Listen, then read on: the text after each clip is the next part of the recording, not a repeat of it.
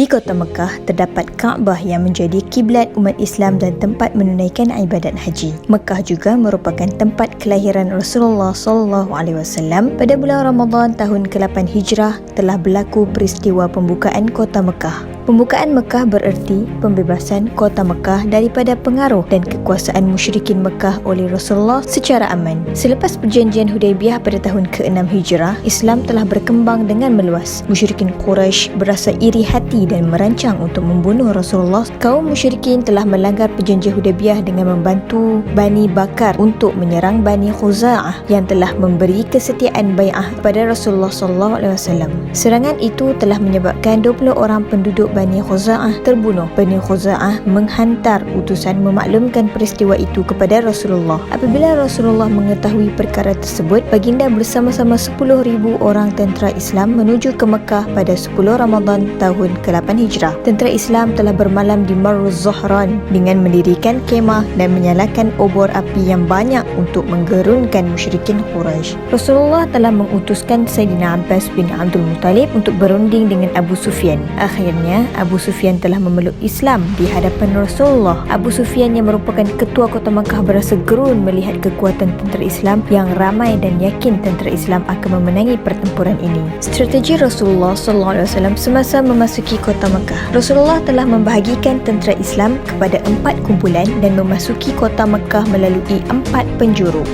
Tentera Islam diminta tidak melakukan kekerasan atau pembunuhan ke atas penduduk Makkah kecuali terpaksa. Semasa memasuki Mekah, Rasulullah telah menawarkan jaminan keselamatan dan tidak akan mencederakan sesiapa yang memasuki rumah Abu Sufyan, Masjidil Haram dan rumah sendiri. Pertempuran hanya berlaku di bahagian selatan kota Mekah. Tentera yang dipimpin oleh Khalid bin Al-Walid menghadapi tentangan daripada kafir Quraisy yang diketuai oleh Ikramah bin Abu Jahal yang telah mengorbankan 2 orang tentera Islam dan 13 orang tentera musyrikin Quraisy. Arah dan pemimpin tentera Islam. Arah timur iaitu Rasulullah dan Abu Abidah, arah utara Zubair bin Awam, arah barat Sa'id bin Ibadah dan Ali bin Abi Talib, arah selatan Khalid bin Al-Walid. Rasulullah dan tentera Islam bertakbir dan bertahmid semasa memasuki kota Mekah tanpa mendapat tentangan daripada tentera musyrikin. Setelah memasuki Mekah, Rasulullah bertawaf mengelilingi Kaabah dan mencium Hajar Aswad. Rasulullah menyuruh tentera Islam meruntuhkan kesemua 360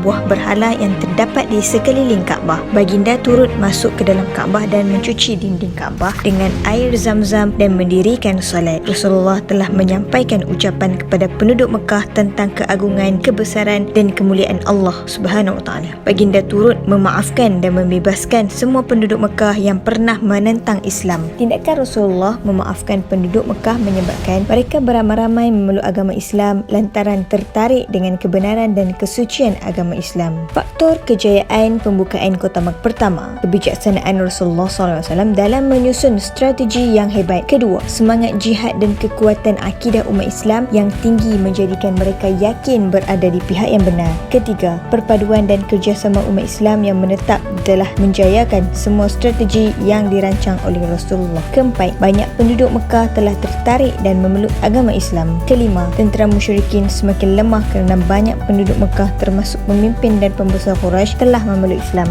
Keenam, pemimpin Quraisy telah terkorban dalam peperangan seperti Abu Jahal bin Abdul Muttalib dan Utbah bin Rabi'ah. Kesan pembukaan kota Mekah. Pertama, Rasulullah diiktiraf sebagai pemimpin terulung. Kedua, syiar Islam semakin berkembang. Ketiga, dakwah Islam dapat dijalankan secara terang-terangan dan tersebar luas ke seluruh semenanjung tanah Arab. Keempat, umat Islam dapat beribadah tanpa sebarang gangguan orang kafir. Kelima, masyarakat Mekah hidup dengan aman dan bekerjasama.